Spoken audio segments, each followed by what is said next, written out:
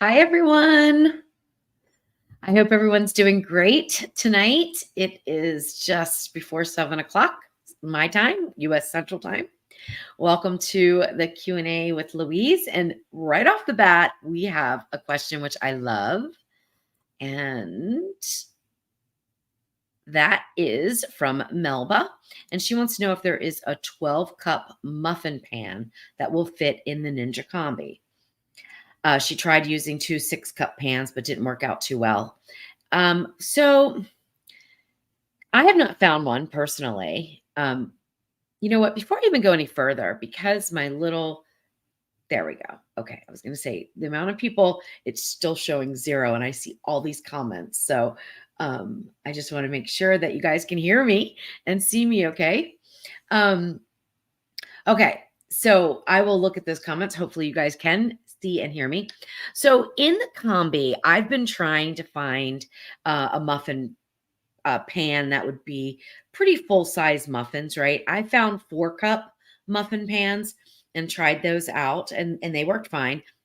You could probably find 6-cup, but I doubt you're going to find 12-cup unless they're going to be mini muffins, right?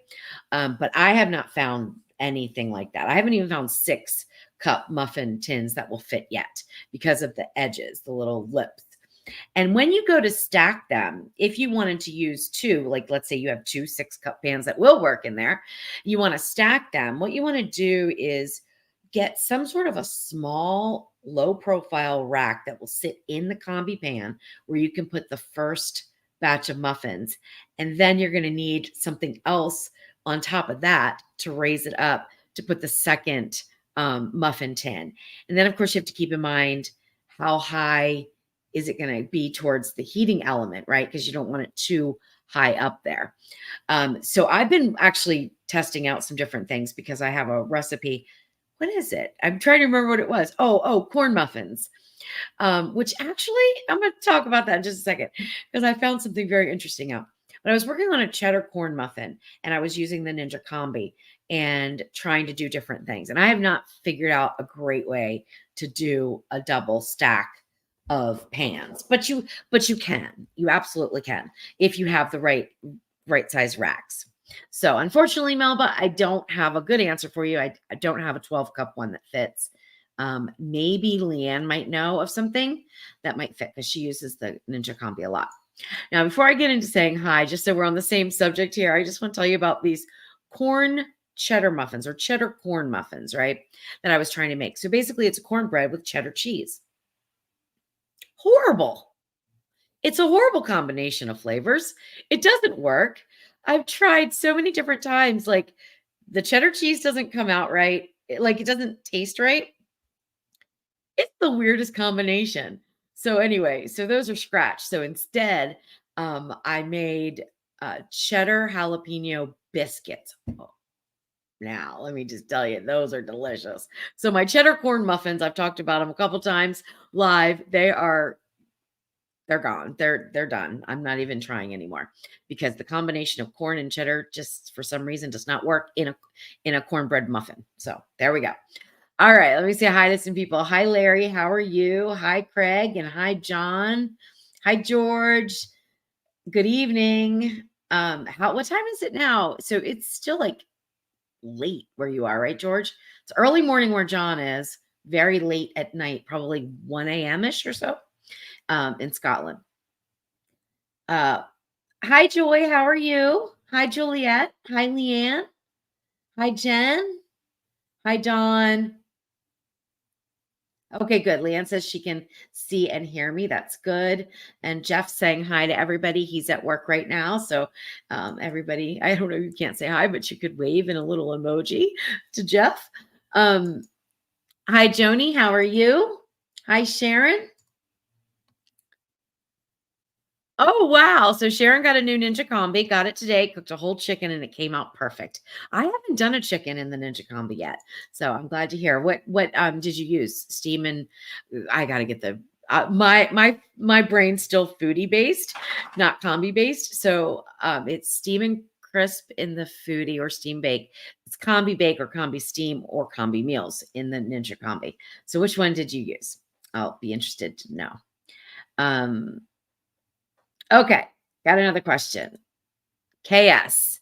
Last Tuesday, you said you don't like your induction cooktop, but you like the portable induction cooker. I have a smooth ceramic cooktop. I've been considering buying an induction cooktop. Okay, so let me explain about mine, why I don't like it. It beeps at me constantly. And so I'm filming. It probably, if it was in my kitchen and I'm just cooking for myself, it wouldn't matter so much. What happens with mine? First of all, I went cheap cheap, cheap, okay? Like the cheapest I could find at Lowe's. I think it was like $500, if that. It might have even been $300. I'm literally cheapest thing I could get because I don't cook on the stove a lot in the studio and or even at home. And so it was just there to have to do something that I might need to do with a recipe. But, almost all my recipes are either in the Ninja Foodie or the Ninja Combi, or I've been doing more oven and stove lately. But that wasn't when I built the studio, that wasn't how it was going to be. So I didn't care about it. So what happens is it locks you out, which is a safety feature. That's fine. But if I set a pan on it, like let's say I'm filming something and I go to set something on there, it will start beeping at me because it's recognizing this pan.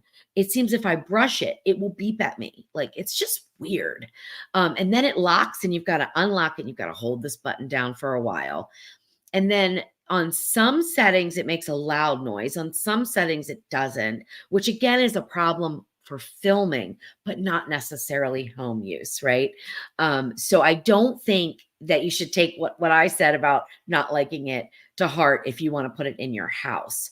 I will say gas is always going to be my favorite. Okay. So I like cooking with gas more than anything else. But if I had to choose between a coil or an electric, even flat top, or induction, I would probably still choose induction. Okay, especially for home use. It's just in the studio. It's just weird. There's a fan that runs sometimes and it's loud and all this kind of stuff. Plus you can get clicking, right? Click, click, click, click, click. And again, it's probably because mine's so cheap, but that's annoying, right? Especially when you're trying to do a live or on camera or filming or something like that. Okay.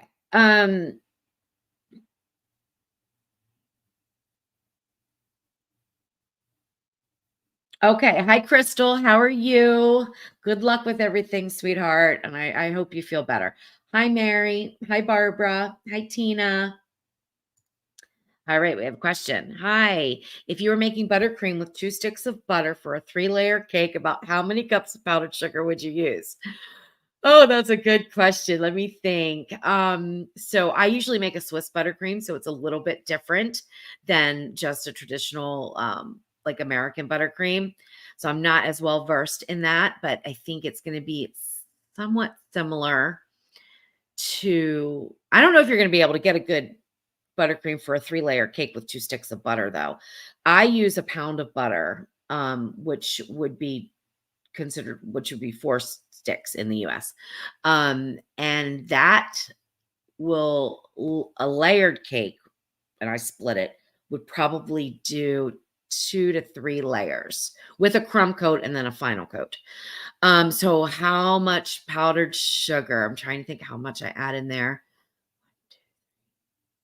You're probably going to need about 3 cups of powdered sugar with your 2 sticks of butter. But don't quote me on that because again, that's not how I make it. I make Swiss buttercream, which you make a little Swiss meringue, then you beat that, and then you add in your butter and your powdered sugar because you do add some butter and powdered sugar at the end. So I really don't know the exact things. Basically, you're going to add enough sugar to stiffen it and make it the consistency you want. So you can kind of play around with that. Good question, though. All right. Okay, George is missing the username in the chat. It is Skyfocal. And that is from Jeff's flying career and videography days, I guess. I don't want to misspeak. I don't want to speak on his behalf, but Skyfocal, like Skyfocal imaging up in the sky, taking pictures kind of thing. Okay, let's keep going here. Okay, so Leanne says that she does have a 6-cup that fits, but I would assume probably not a 12-cup, right? That would be You'd have to have mini muffins if you were going to do 12 cups in the combi. We're talking about muffin pans for anybody that's just joining in. All right, let's see. Hi, Marls. How are you? Hi, Mare. Mare. I'm going to call you Mare. Okay, so this is a good question. Louise, do you or any of the YouTubers have any control over the ad content that happens during your shows? Yes and no. Okay, so I can tell you that even if a YouTuber is not monetized, meaning they don't have enough viewing hours and enough subscribers to be monetized, YouTube is still putting ads on their channel. Okay. So even smaller channels, you might see ads on them. You probably will because YouTube's going to make money, right? Even if the content creator isn't making any money. So YouTube decides 100% where they put them, what they put, all that kind of stuff if you're not monetized. If you are monetized, like I am, meaning that I get a portion of the ad revenue that YouTube brings in from these ads, I don't have any control over placement and I don't have any control over what they are. Like on my website, I can say I don't want political ads. I don't want, there's a couple of things that I don't do on my website and I can do that. I can weed those out. YouTube, as far as I know anyway, I've never seen anywhere that you can do that. The ads are shown to people based on what they have been looking at or what their interests are, as YouTube thinks anyway, right? And the where they place them and the amount that they place is also something that YouTube does. And I don't have any control over that until after it's all published and all done. I can go into my YouTube studio and look to see where the ads are placed and how many. Truth of the matter is, I never remember to do that. And I only really do it if somebody complains. And then I'm like, oh, goodness gracious, YouTube. You put, like sometimes, there's an ad like it seems like every 45 seconds. That's ridiculous. That's out of control. And I can go in and I can uncheck those, right? I can stop them, but I don't have any initial way of saying I want an ad here, here, and here. And I don't want any ads for, whatever, some hocus pocus, stuff. I can't do that on YouTube. On my website, I have more control. But that's a really good question. And if you see a lot of ads like back to back to back to back to back, let me know. Just leave me a comment or send me an email. Say you got to check out this video because it's really obnoxious. Because I wouldn't watch them. I don't expect you guys to either. Okay, good question. Now I'm like worried it's my channel that's causing you to ask, though. I hope not. Usually, they try to be pretty good about it, right? The other thing I will back up and say that I can control whether I do mid-roll ads or no mid-roll out ads, and I can control whether my ads are skippable to a certain degree. And I have mid-roll ads enabled. I've gone back and forth about that. And then I want them all skippable, right? Because it's annoying when you can't skip them. But YouTube doesn't always make them all skippable, okay? Because I found that out watching some YouTube stuff. We're planning a trip to Australia, and I've been watching some YouTube stuff for that. And like, oh my gosh, sometimes I'm like, I gotta move on to a different channel because they don't let me skip them. Okay. Hi, Harolyn. How are you? Hi, Barbara. How are you? Hi, Robin. And sorry, I've got to look over here because that's where the chat is. So I got to look over there. I wish there was a way to look straight at the camera and have it like scroll beside me, but there isn't. Hi, Colleen. How are you? Yeah, Colleen says that sounds repulsive. Corn cheddar muffins. Well, thinking cornbread and cheddar cheese. It didn't sound repulsive to me, but it is repulsive, really. Well, it's not even repulsive. It just doesn't, you don't taste the cheddar cheese at all, no matter how much I put in there. It wasn't really repulsive. Jeff, would you call them repulsive? No, but they just taste like corn muffins, and they don't have the best texture because of the added cheese. So yeah, I'm going to skip them. We'll skip them unless I figure out some magic, right, to make them work. But yeah. Hi, Kathy. How are you?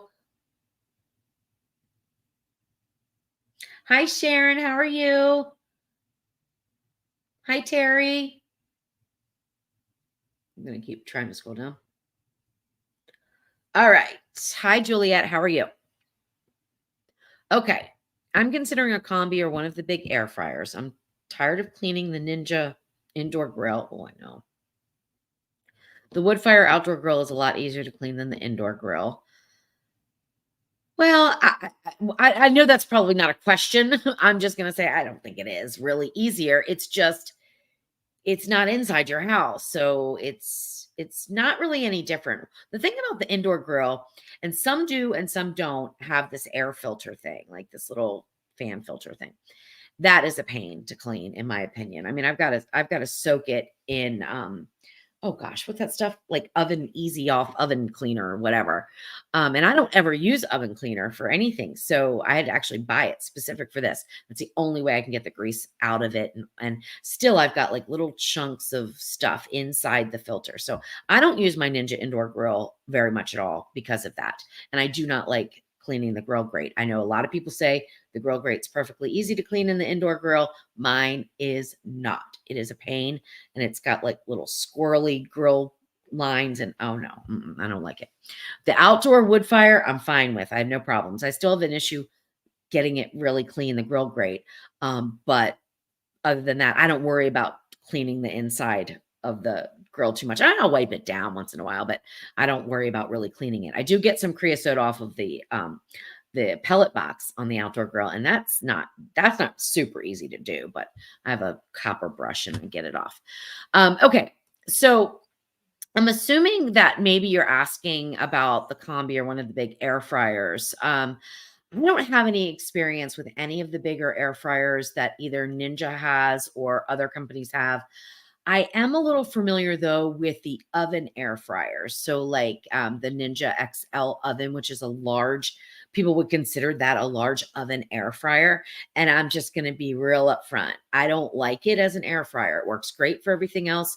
As an air fryer, I think it is subpar to any of the other air fryers that Ninja puts out. So if you're really looking for an air fryer to make crispy, crunchy, breaded foods or things like that, the XL oven is not going to be, it's not going to be what you want.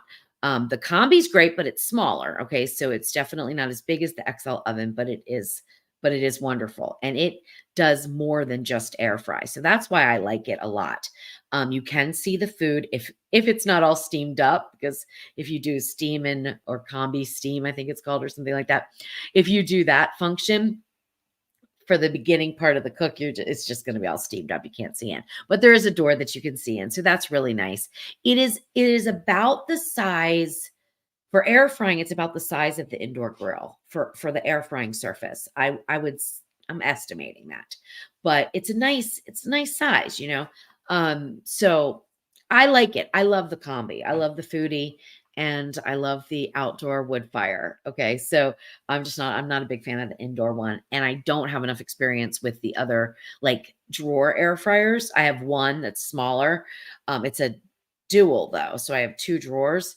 I never use it because it's deep, but it doesn't have a lot of surface area. And when you're air frying things like crab rangoon or, chicken nuggets or things that are breaded and you want crispy, you want as much of a flat surface as you can so that you can get more food on, because they're going to crisp so much better in a single layer than if they're just dumped into a basket. So that's just my opinion though, of course. Okay. So John is in Australia. There's Gussie. Say hi to everybody. Why do you do this, babe? Do you want to talk? Do you? Do you? I think we're gonna put Gus on. And then I see Callie too. So Gus, I think, wants to answer questions now. Um, okay, so the Neff Induction, and that's over in Australia. So that's probably not a brand that we have here in the US. But yeah, I think the reason why I don't like mine is because it's just so darn cheap. What are you doing, honey? Oh my gosh, I know. I love you too. This is my dog. I guess you figured that out. Let's see. Let's keep going. Mary says she had a question this afternoon, but now she can't remember. That happens to me all the time. Um, oh, well, thank you. Thank you, sir. Thank you, sir. That's one way to get that's one way to yeah, I see. It's one way to get some watermelons. Take the spoon. Oh my gosh. Okay. Um, all right, let's keep going. Hi, Erin. How are you?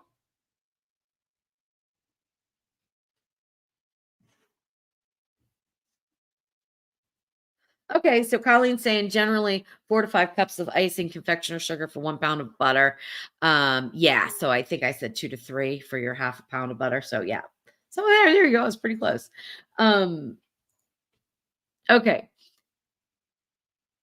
Oh my gosh. Thank you for answering. I think the recipe was 4 sticks, but I was gonna half it. The recipe called for 9.5 cups of powdered sugar. I stopped before I got that far, but there was so much. Yeah, so that would be 2 sticks of butter would be 4.5 or 4 1/4 cups. That's a lot for 2 sticks of butter. But just go to consistency. That's why I don't make that kind. Okay. I'll be honest. That's why I don't make American buttercream like that because it is so much powdered sugar. It comes out so, so, so sweet. When you make it with the egg whites and you do a Swiss buttercream and you kind of mix some regular granulated sugar in and that starts to thicken with the egg whites and you cook that to a certain temperature. I don't remember off the top of my head, but it's got to be pasteurized because it doesn't get cooked again. I think it's like 180 or something. You don't cook the egg whites, but you're doing it over double boiler. And then you put them in the stand mixer and you start to whisk it up and it'll get really, really frothy. That's after it does that, not frothy, but like, I'm losing my train of thought with I know my dog has to go out. I'm going to let him out in just a second. Um, what is the word I'm looking for? When you whip your egg whites, meringue, it becomes really light and it's meringue. And then you dump in your fats, which I use a combination of Crisco and butter, and then your powdered sugar gets dumped in all at once. I have a great recipe. If anyone wants to email me, I have a great recipe for Swiss buttercream. And it's easy enough to do. So yeah, maybe if you want to experiment, Tina, do a Swiss buttercream. It's maybe takes 10 minutes longer. It's so worth it because it is not nearly as sweet. Okay. Let's see.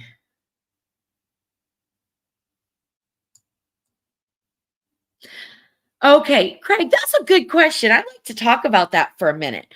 So, Louise, even on some of the lives, they will stick in ads. Do they do that when I'm actually live? Live, like right now? Or do they do that after it's over and it's the replay? I'm curious about that because obviously, I don't see the ads. Um, I have the option on lives to enable or disable ads after the fact, so on replay. So usually my rule of thumb is to keep it ad free for 24 to 48 hours after I go live. And then I'll switch it over to paid ads. And that's really, I mean, I don't earn any money from them or anything, but it's just kind of like it's so far out. What happens if people watch them 2, 3, 4 days, 5 days, 6 days, 100 days out? They're asking questions and they're not getting answers. So I figured maybe ads might deter them from watching that far out, right? Come live, join us live. Anyway, hi Kathy, how are you? Hi Mary. Yeah, political ads are going to be huge, guys. But on YouTube, I don't have any control. So if you see them, they're not because I said, yes, put them on there. All right, let's see. Jen says, oh, Jen has the premium membership, no ads, totally worth it. Yeah, I thought about doing it, but I don't watch enough YouTube, believe it or not. I just don't watch it. Videos are not my thing. I mean, there are some times where I'll watch videos, but videos are not my thing. I prefer to read. So I'm more of I want to read the procedure, read how it's done. Sometimes pictures, sometimes videos. It depends. If it's something I really do not know how to do, something that I've never done before, I really don't know how to do it, I will watch a video. Like when I was trying to test my tamale recipes, I watched 100,000 tamale making recipes, video tutorials, like of how should the masa be? How should this be? Because I was having some terrible trouble. But I finally got it worked out. I can say in part to some YouTube videos and in part just to trial and error. Um, but the funny thing about so many videos that I find, which is why mine are a little bit longer and I try to keep everything in there, is it seems like the one piece that I don't quite understand is the one piece they skip. They skip that. Oh, I can't tell you how many times I watch. This is a perfect example of this.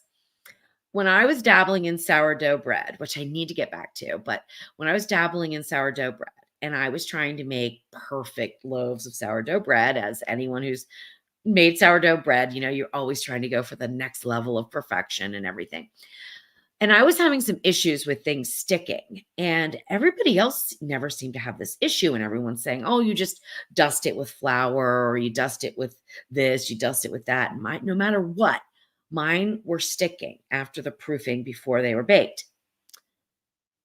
And I could not figure it out, could not figure it out, could not figure it out. Well, then somebody on TikTok just happened to randomly mention briefly that she uses rice flour instead of any kind of bread flour or all-purpose flour. Rice flour. Rice flour is a game changer, right? It's not as absorbent. So if you have a really high hydration dough, like even a pizza dough, like if you're going to put a pizza dough onto the wood fire, don't use flour and don't use cornmeal and don't use semolina. I mean, you can. I'm not telling you can't.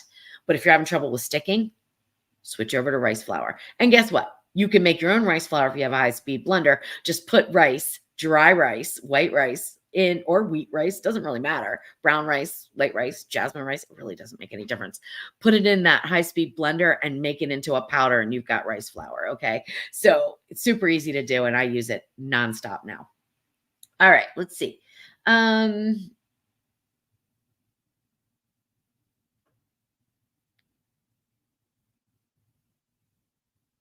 All right, I'm just going through trying to read these real quick. Thanks for joining in, Colleen. It's always good to see you. All right, Robin says, I use my indoor grill several times a week and throw it all right in the dishwasher. I love it. So glad. I wish I did, but I don't. I don't know. That's why they have so many different appliances, right? Because like I'm not the Ninja Speedy girl either, because I would rather use the Foodie. It's bigger and it does more. So I'm not a Ninja Speedy girl, but I am a Ninja Combi girl because I love making bread and it does it so perfectly, right? And I like smoked meats, so I like the wood fire. So, we all have different preferences and what we love. Joy, I'm not sure how you respond to somebody on here. I don't know. I think I'm not sure. I don't even know. I'm sorry. Maybe somebody in the chat can tell you. I don't know that you can like hit reply on YouTube, but you can. I don't know. I think you just post a comment and tag them in it. I'm not sure. Excuse me. All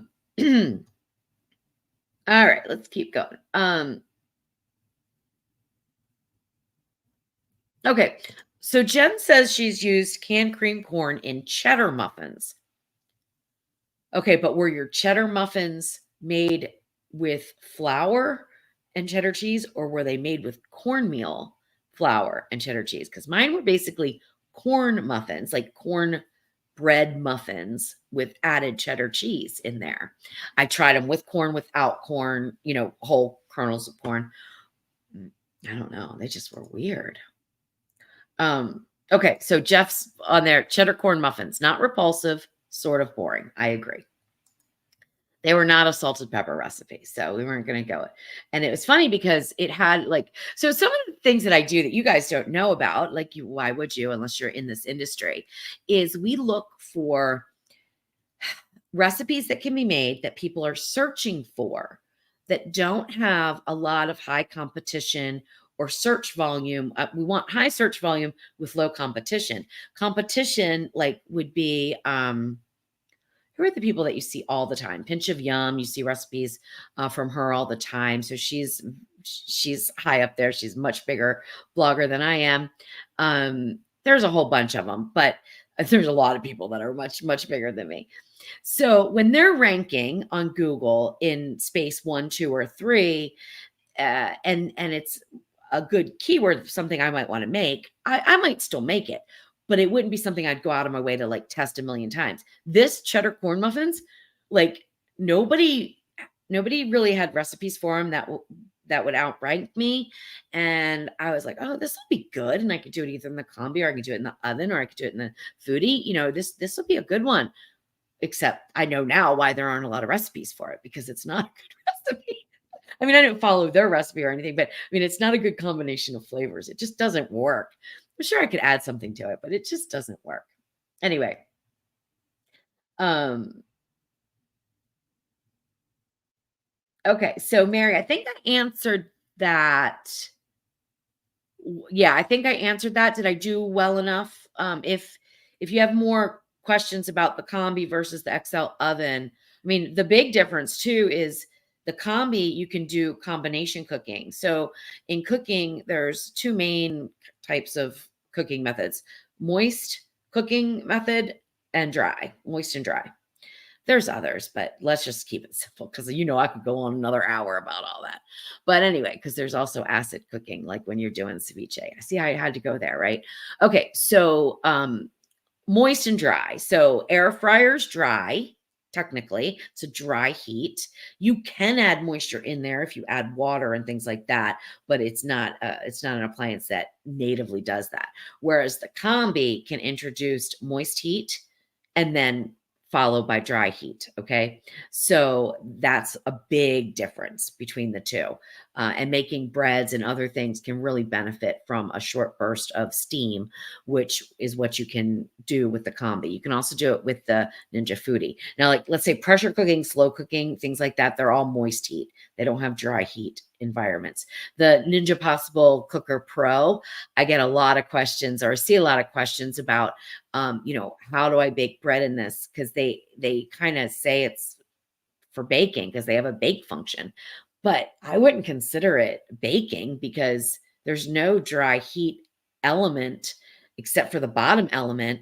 And no matter what you put there, you're going to generate some steam. It's just different, right? It's just different kind of cooking, especially if you have the lid on, you're going to definitely generate steam. So you can bake things in there, but not quite as well as an oven or an air fryer. So like all these appliances have little nuanced differences. All right. So Leanne is saying that the combi is better than my air fryers, and I've had 14 air fryers. I have to agree. The combi does a really good job at air frying. It really does. I think the foodie does a good job at air frying too, but it doesn't have as much surface area. So if you're using the basket or the crisping plate in the foodie, I think you can get really great results like you can in the combi or in the indoor. Or I haven't air fried an outdoor grill, I don't think. Yes, I have. And I think it works the same, but don't quote me because I haven't done anything that's strictly air frying out there on the wood fire. So I would say those are the three best results that I've gotten from all the different air fryers I have. And I have quite a few too. I probably have about 10 different kinds, different styles, including drawer styles and oven styles and basket styles, all kinds of styles. All right. Let's see. Let's keep on going here.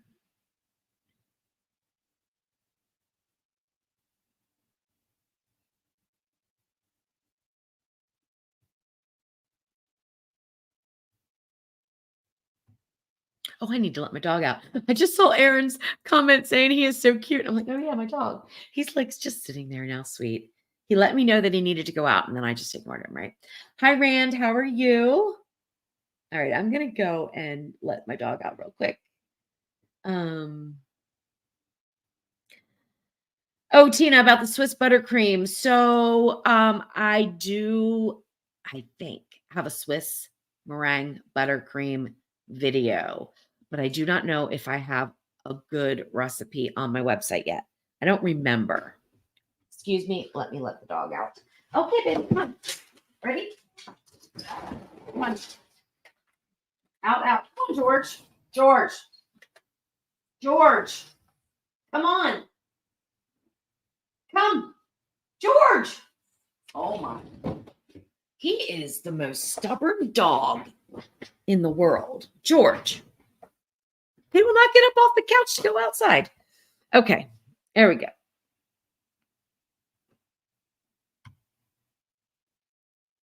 All right, let's see. Okay, so Kathy's saying no ads. A lot of people are saying no ads on your live. Hi, Bonnie. How are you?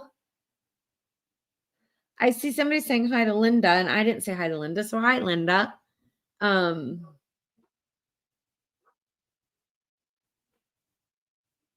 oh, that's funny. Mary said that's the trouble with YouTube. You come in here to learn to do something, you end up subscribing to get another channel. That's how I have a gazillion quilting and machine embroidery subs. Yep.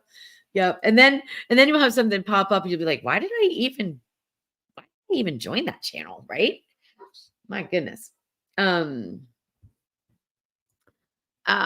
Tina, you do so well in explaining on your videos. I've learned so much. My mom was in an orphanage and didn't learn to teach me. I'm coming into cooking late in life. Well, that is awesome. Thank you so much for that.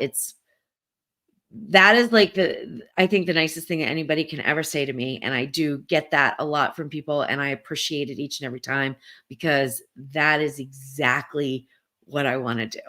I want to explain things in a way that is easy to understand so that you guys can do things that you never thought you could. Because well, my mom was a good cook, but it's not like she taught me to cook, right? I just sort of fudge my way through it, right? By making lots of mistakes, going and looking, reading, educating myself. And I've been doing that since I was, a teenager. So now I'm, in my 50s, and I have a good bank of knowledge, but all basic. Like, you're not going to see me chop an onion in 2.2 seconds, like some of the great chefs out there. I don't have those skills. Those skills aren't needed for home cooking. I don't know if they're really ever needed, but I guess they come handy in a restaurant. But you can make restaurant style food and just as good at home with minimal skill level, right? And that's what I hope to empower people to just grasp a hold of it and make dinner, right? Just make dinner. All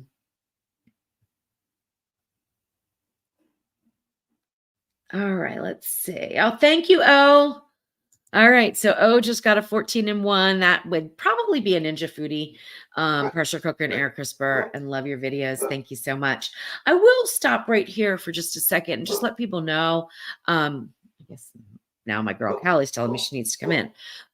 They're never happy, right? In, out, in, out. I've gotten a few comments lately about like me not doing Ninja Foodie recipes, and people saying that like, we started following you for Ninja Foodie recipes. Could you please do some more? And I just want to let everyone know that I have more coming. I really do. In the summertime, I haven't been pressure cooking a lot. I haven't been using the Ninja Foodie that much. I've been doing a lot of cooking on the wood fire outdoor grill and smoker. And I've been really trying to figure out the Combi. So in order to help people with the Combi, like I did, hopefully, help people with the Foodie, I need to use it, and I need to make recipes in it, and I need to really know the little nuances so that I can share that with you guys. So there's plenty of Ninja Foodie videos to keep people busy for a long time. I guarantee you haven't watched them all. So if you're looking for Ninja Foodie videos, just look through different playlists and pull them out.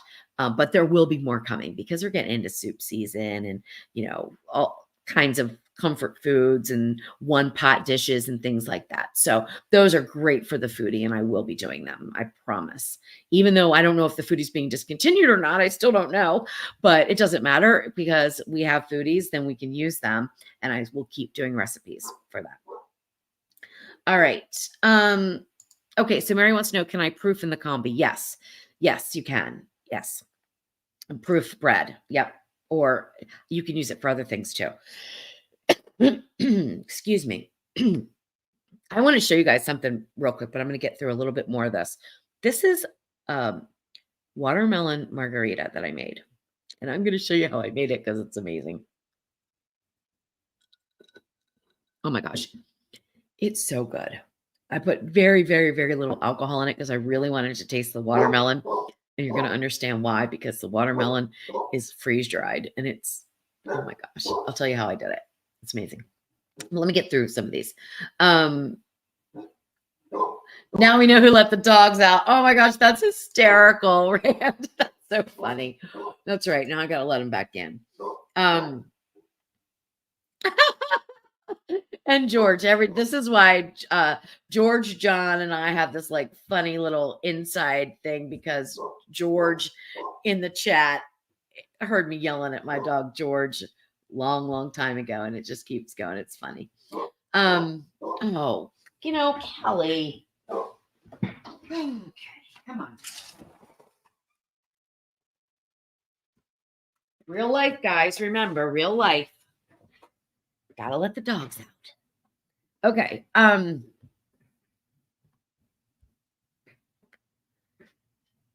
right, let's see. Okay. All right. So we're down to the end. So let me just tell you about, and I think I got everybody. If you had a question and I didn't answer it, I'm down now to real time. Pop it back in, okay? Because I missed it. All right, John, I'll read your comment in just a minute. Let me go over this because I just think I've been really on this freeze dryer kit because it's new to me, right? And I know a lot of people don't have one, so I don't expect people to be doing these. But it's just kind of a cool thing. So I took watermelon. I did it 2 different ways. I did it just in chunks. I don't have any here right now to show you though. But then with some of it, I took it and I put it with a little bit of sugar and a little bit of very little water, just a touch. And I blended it up into a liquid. And then I put it in the freeze dryer. Well, when it comes out of the freeze dryer, this is what it looks like, right? So I can powder it up. Okay. That's how I made this. Now it's different reconstituting watermelon that has not been ground up like this one was, pureed, if you will. It's totally different the way it reconstitutes because it's meaty, right? This is not going to be meaty. This is just a little bit of sugar, a little bit of pureed watermelon, right? And then look, I hope you guys can see this. So you put it in and you put it in like a little bit of water. Now I don't have a spoon anymore because you know who took it. But anyway, I'll just swirl it around a little bit more. And it's just going to become watermelon juice. That's it. And then I just poured it into my drink. Now, if I had a spoon, I could really show you. But anyway, it really does. It becomes just like watermelon juice. So good. This freeze dryer is amazing. I mean, amazing. I'm having so much fun with it. They're expensive though, but I'm just having so much fun. All right. John, I love your balance on teaching people using different appliances. If Ninja stopped bringing out new ones, you'd be able to focus more on what you have already. Isn't that the truth? I have to ignore them. Like, I know Jeff wants that. Or he probably doesn't right now because he's on keto, right? Which I don't agree with keto diet, but I'm fine with low carb. So let's just say he's doing low carb. He calls it keto, but he better eat his vegetables and he better not be eating high fat content either. So, which is traditionally keto. In order for something to be keto, there literally has to be more fat than something else. Whole calculation. But anyway, that's a whole nother story. So he probably doesn't want it now, but he likes, and this is kind of funny because I would like a bourbon on the rocks, right? He likes pina coladas, strawberry daiquiris, things like that. So that slushy machine thing, have you seen that thing where you make alcoholic drinks just like they do at the bar? I know he would want one of those, but hopefully he's not watching. I don't even think he knows about it. I don't even talk about the new appliances anymore or the new things because there's just too many of them. Like that cooler looks amazing. I really want that. When do I need a cooler? I don't go anywhere, you know? And if we're traveling, I'm on a plane, I'm not taking a cooler. So, all right.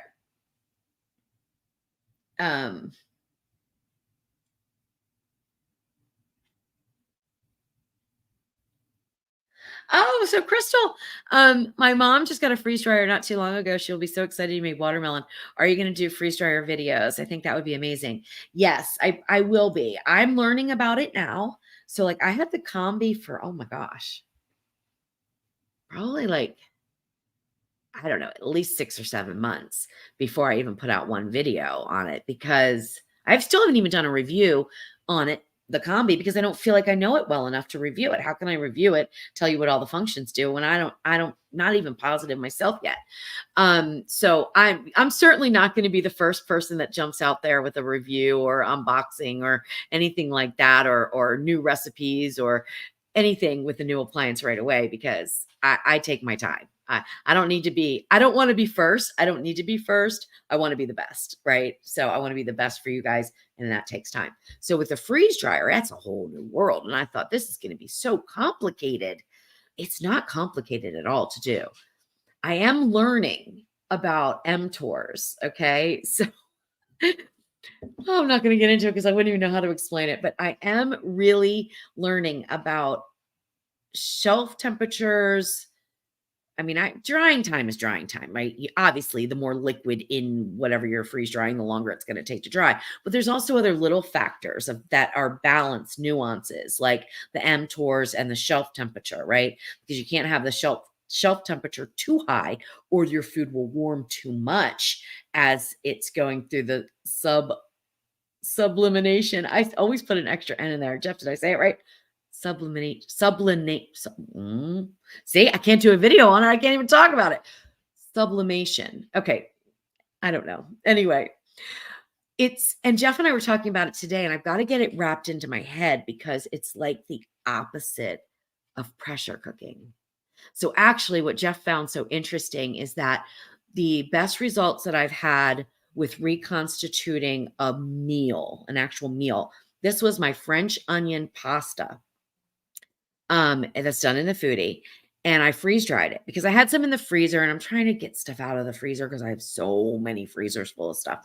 So I decided I was going to do a run of like pastas and things like that. And so this is a French onion pasta dish. It has beef in it, and it's already cooked and everything. It was frozen. I thawed it. I put it on the trays. I put it into freeze dry. And I think I did it with my baked ziti too. So now it's great. I can freeze dry all the leftover stuff that I make recipes with, right? So now I feel like I'm not wasteful. That was a huge problem because I don't have enough people to give this food away to, and I don't have enough freezers to store it. So now I have another avenue of preserving it. So anyway, I freeze dried this stuff, and I thought, how am I going to reconstitute it? Because I need to eat it. I want to see if it's good. So I put it in the pressure cooker, pot and pot. So water in the bottom, a pot, the freeze dried stuff with liquid, which I'm guessing I'm going to get a little bit more, like have more of a formula soon. But right now I'm just guessing how much water I need to reconstitute it. And then I pressure cooked, I think, for 0 minutes because remember, it's already cooked. It really just needs to hydrate and warm. It tasted just like I made it, just like when I made it. I was shocked. I can't wait. When Jeff goes off keto, which I don't know when that'll be, but when he goes off his low carb diet, I'm going to have to do it again for him because he couldn't believe it. He's like, "Are you kidding me?" I'm like, I'm not kidding you. Like, it was good. The beef was tender. The pasta wasn't overcooked. Like, it was good. It had all the same flavors. It was good. It was delicious. My goodness.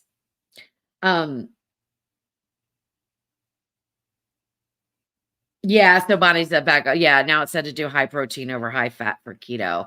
Yeah, yeah. I think they're changing some things, but true keto still is high fat, high protein, I believe, unless they've totally changed the whole diet around. But I am more of a proponent for first of all, things in moderation, of course. And of course, I'm a fat girl, right? So I mean, you take this with a grain of salt, but everything in moderation. But if you do need to limit your sugars and things like that, I like to do a balance of healthy carbs, which would be vegetables and things like that, with high protein lean meats. I think that's the best. Like, I don't really think that it should be as fatty as a lot of the keto recipes are with, put a pound of bacon in it, because I still think about my nursing days. Like, it can't be good for you. Right. Um, All right. So, oops, sorry, John. Yeah, balanced diet is the way to go, says the fat girl. But look, I got struggles, man, because I make all this food all the time. It's terrible. Okay, Mare. Louise, do you have a dehydrator other than the Foodie? I have the Ninja XL oven, which is still, I think, they called everything the Foodie for 5 years. They called every appliance they put out the Foodie. It just drives me crazy. But the Ninja air fryer oven XL is what I use for dehydrating. Okay. I don't use the Foodie pressure cooker and air crisper for dehydrating that much. It works fine, except for the fact that you've got to change the levels around for certain things, but it does work fine. So if it's the only choice you have, it's great. But when I dehydrate, I'm dehydrating pounds of stuff, not 5 pieces of something, right? So you're limited in space as well, with the Foodie pressure cooker and air crisper I'm talking about. Same, I don't know, does the Combi dehydrate? You know what? I don't even know if there's a dehydrate on the Combi. Yes, there is. I think there is. I think I tried to make yogurt using it and it was too hot. Maybe not. I don't know. Anyway, don't listen to me. This is why I haven't put out any major things on the Combi because I don't know what I'm talking about. See? Um, so the XL oven though, I think does a great job for dehydration. I love it. I mean, you could probably get, and I have the double rack, so I can do a lot. So that oven is probably like as good as any other dehydrator that you could buy, standalone dehydrator. Plus, it does all the other things. So you can still bake in it. And it bakes great. I mean, everything that you want to do in the XL oven will work great, except for crisping like breaded air fryer stuff. And if they're already like if they're store bought, it's even different than if they're freshly made. So store bought, they probably do a great job with the XL oven. But if I'm making my own chicken nuggets, which I do, or chicken tenders or whatever, it just doesn't do as good of a job as some of the others. All right, let's see. Hi, Dad, the veteran. How are you? Um, and Kathy says, I'm on a diet watching my glycemic index. It's so hard watching it. Yeah, I know. I mean, it's hard. I think, developing good habits is one of the things that is the hardest, right? Once you develop good eating habits, which I don't have them. So again, take what I say with a grain of salt. But I did at one point in my life, right? So I did. I had very good eating habits. Jeff and I both did. We were at the gym every single day. We were toned, we were in shape, we were, good weight for us. Um, and it is about healthy fats, lower carb for us anyway, the way our metabolism works. Everyone's a little bit different. Like there's people that are much more active that need those carbohydrates for fuel. But for me, it was lower fat, lower carbs, higher protein, and eating. The only thing I did really differently was I cut out all kinds of bread, um, potatoes, all that kind of stuff. And I double vegetabled every night. So we double vegetabled and had one lean meat, whatever that might be. And it wasn't even always lean meat, but usually. So yeah, so that's what we did. And then we counted out 20 dark chocolate chips every night for dessert. Or I would have a yogurt that had like something in it, like some kind of a mix in, that was kind of on the sweet side. So yeah, but yeah, Jeff and I, we would count out 20 dark chocolate chips. Yeah. But it was a habit. And we got into it. And we loved it. We were up every morning and went to the gym. I keep telling him we need to do that again. But life is different now. So, life changes. Anyway, oh, John, you're so sweet. John says watching you and your videos is my good habit. You're so sweet. You're so sweet. While Barry's walking 10 miles a day, John's, are you eating food, like eating bonbons, John, while you're watching TV? Oh, all right. Anything else? We got through this one kind of quick. I think I got everybody. I think I got everything.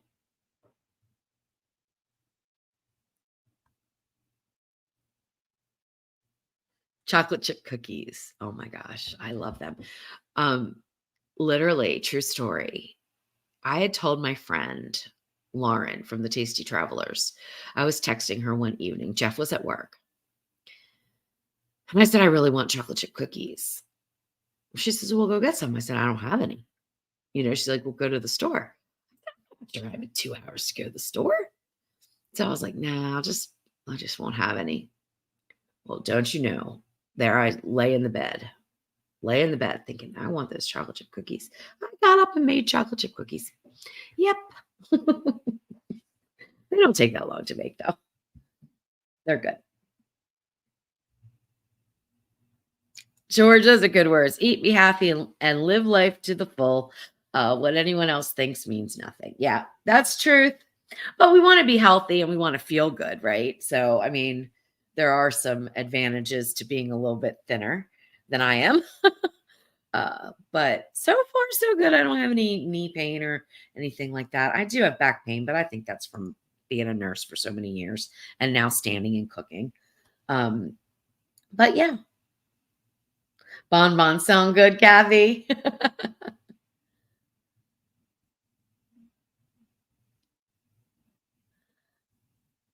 Oh my gosh. The mayor says, I get up in the AM to see if you posted a new video and have a glass of clamato juice and have a Bubby's dill pickle. All right. Dill pickle and clamato juice. They go together.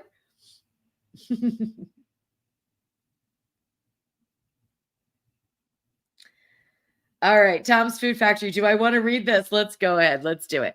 I was in a barbecue competition. I'm saying I say competition, right? That is what it is, right? At the end of July. Since then, I've cut back a lot on meat and eat more veggies. Since then, I've lost over 15 pounds, and I'm not wanting anything.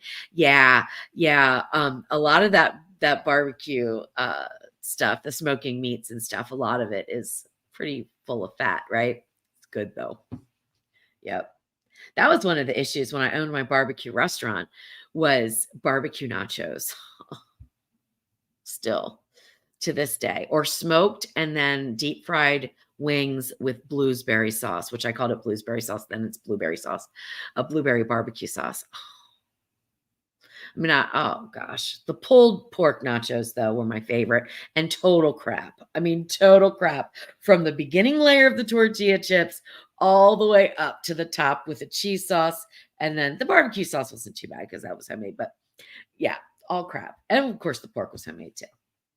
But delicious, absolutely delicious. Um, Okay, so George says, watched an insane cookie video last night with only bananas, oats, and peanut butter. No idea what it tastes like, but it looks awesome. Yes, I've seen that. I've never made one, but I have seen that before where bananas, oats, and peanut butter. I don't even remember if they bake it. There's no eggs. I don't know. I don't remember what exactly is in it, but I've seen it before. Yep, absolutely.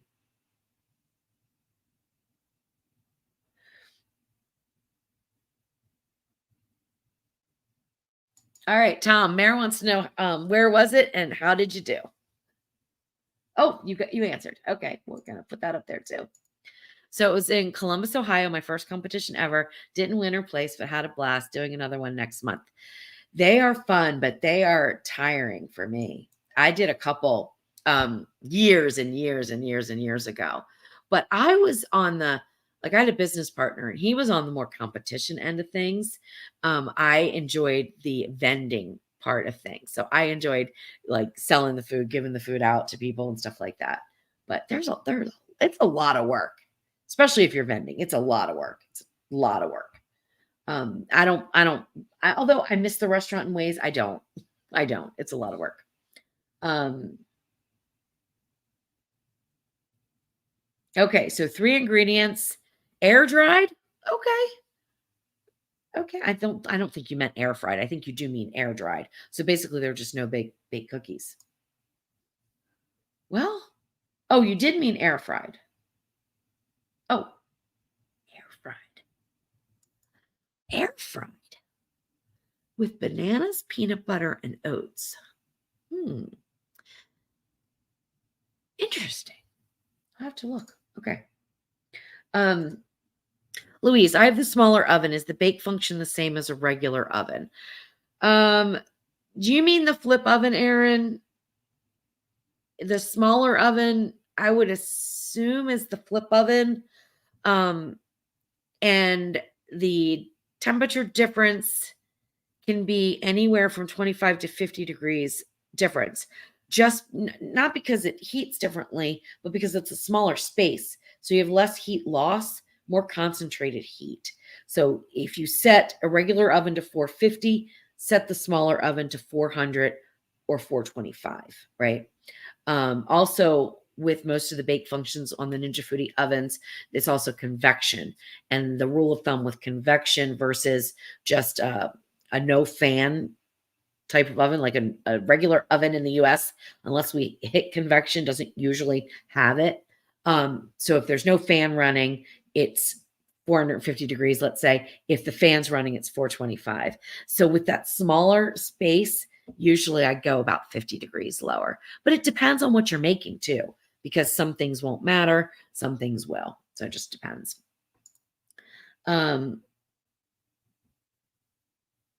Okay, George, yeah, email me the link. All right, guys. Anything else before I sign off here? It's been an hour. I think my video is, my little camera is going blurry. I don't know why. It's not focused on me anymore, is it? What's it focused on? Let me see. It's an autofocus. Oh, there we go. I don't like the autofocus. Jeff, I think you're going to have to fix that for me. Yeah.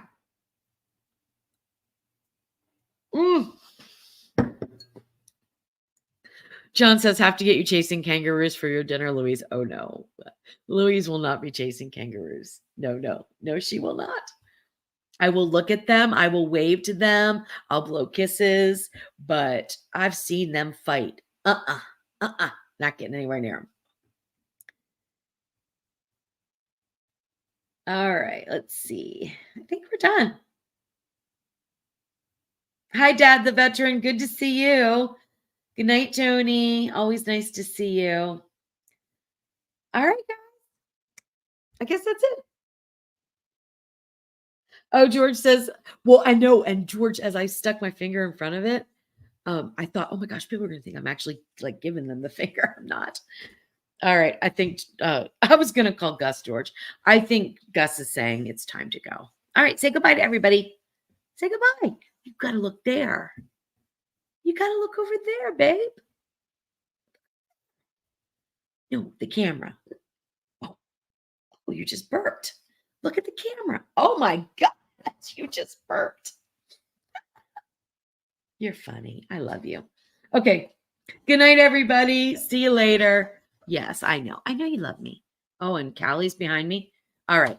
Time to go. The kids are saying adios. Gotta go. All right. See you next Tuesday for Tasty Tuesday. Oh, I didn't even talk about that.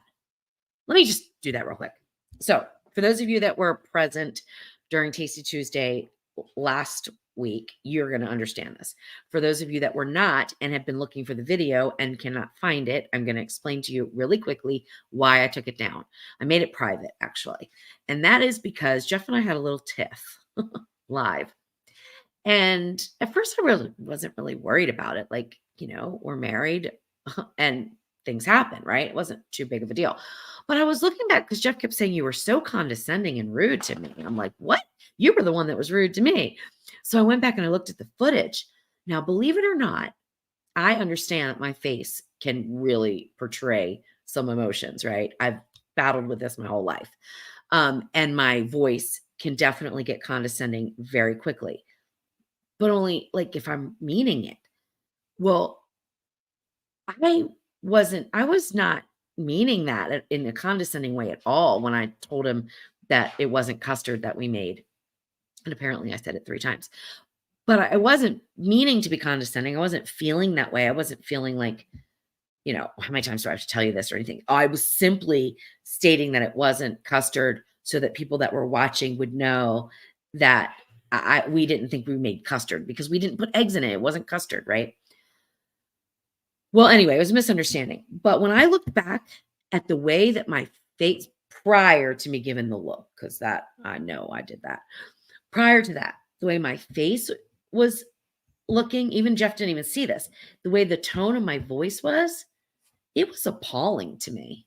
I mean, it was appalling, and I have no reason for it. There's no reason. Wasn't feeling that way internally. Wasn't frustrated at all. I was concentrating because I wanted to make this Scottish dessert, and I wanted to make it correctly, and I could not picture what it was in my head or how it was going to come together. So I was concentrating, but I was not irritated in any way, shape, or form. So I decided to take it down because I didn't like myself at all, not one bit. I thought, ooh, if I stumbled across this video and did not know this person and I watched this video, I would never watch her again. Mm-mm. No, I would not like her and I would not watch her. And I thought, I don't think that's fair to me because it's not who I am. So I took it down so that some random person won't be turned off of the salted pepper or me because of one weird incident that I still cannot explain because I did not feel irritated, but I sure came across that way. So that is why it's down. No worries. We're all good. It is real life. You're right. You're right, George. It is real life. But I just didn't sound right. It was terrible. And now it's a lesson learned for me.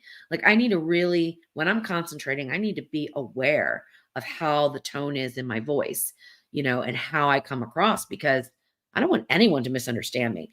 And I will tell you that if I am irritated, there will be no question about it. You will know. Everybody will know because I will come right out and say it. So that I was not irritated. I have no idea what happened. But anyway, I love you guys. Thank you so much for joining in. We will see you for Tasty Tuesday next Tuesday. And that will be Jeff and me. And we will be cooking and hopefully don't need to put on the boxing gloves. All right. That's a joke because we don't even fight. All right. Love you guys. See you next time.